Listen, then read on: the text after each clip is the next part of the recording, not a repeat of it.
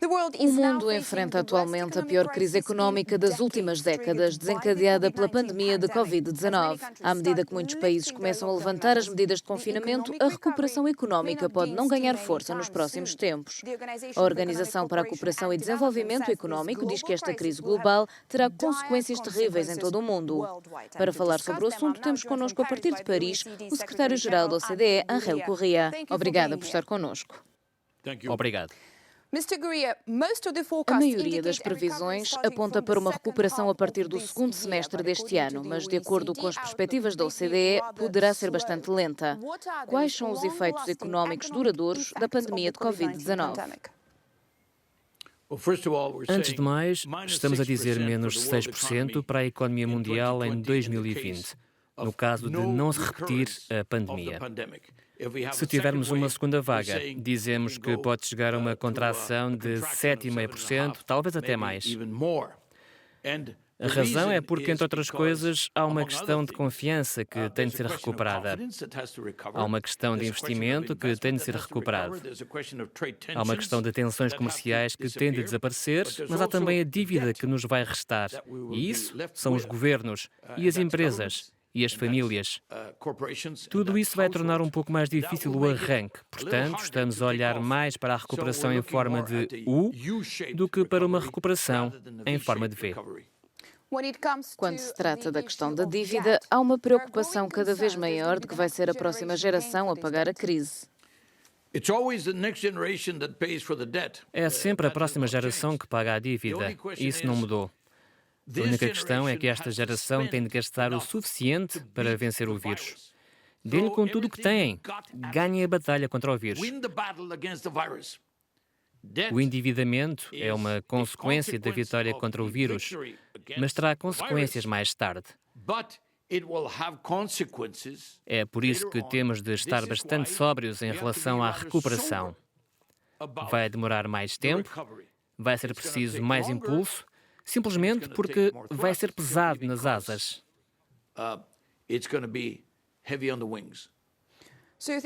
Acha que deve haver uma mudança em termos de percepção da dívida? Deixar de olhar para a dívida como algo mau, como vimos, por exemplo, depois da crise financeira? A dívida é uma ferramenta que nunca é intrinsecamente má ou errada. Podemos usar a dívida de forma sensata e prudente para fazer avançar o crescimento, o desenvolvimento. Alguns programas prevêem idealmente que os projetos que financiam com a dívida se paguem a si próprios ou que gerem um bem global para a sociedade, para o próprio país.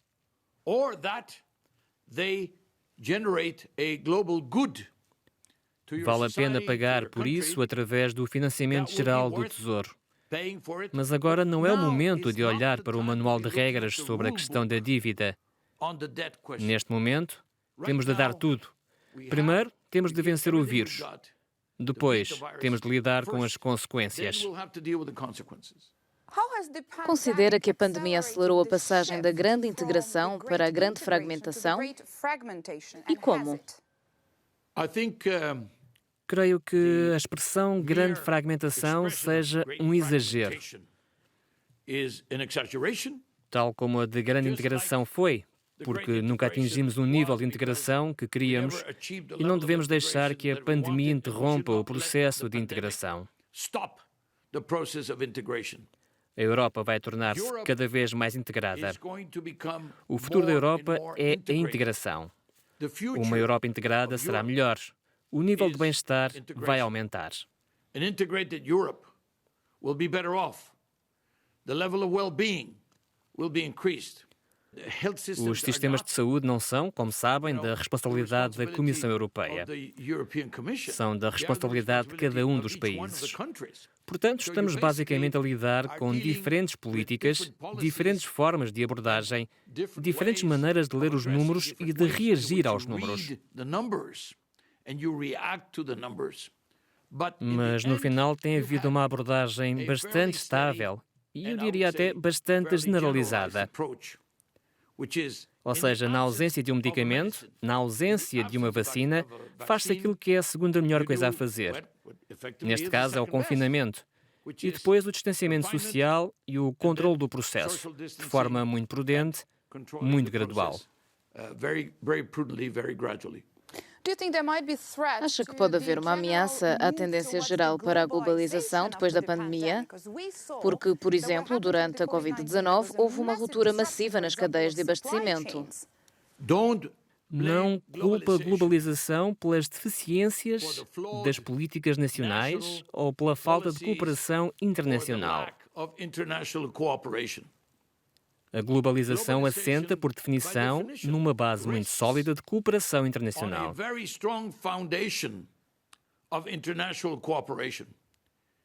Se a cooperação internacional não existir e houver tensões comerciais, e em alguns casos, literalmente, tensões militares e problemas de fluxos e tensões sociais, surtos de tensão e descontentamento em muitos países,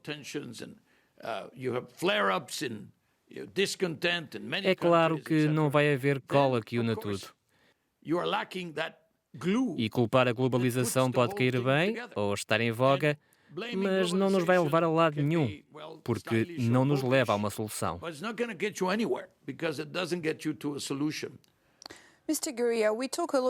Falamos muito sobre o novo normal para as pessoas, do distanciamento social, dos testes, do rastreamento, do isolamento.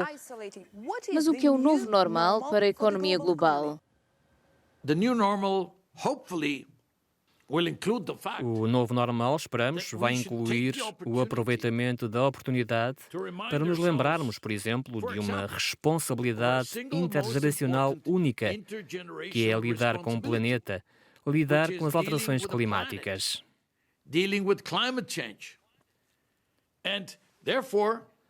Por conseguinte, felicito os países que agora, na recuperação, dizem que vão apoiar soluções mais ecológicas, tanto na indústria automóvel como na indústria aeronáutica e na indústria naval.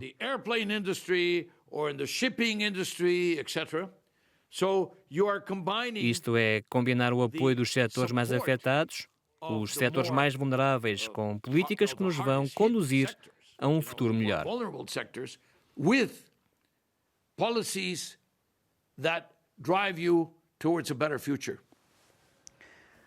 Senhor Secretário-Geral da OCDE, Angel Gurría, muito obrigada por esta entrevista. Muito obrigado.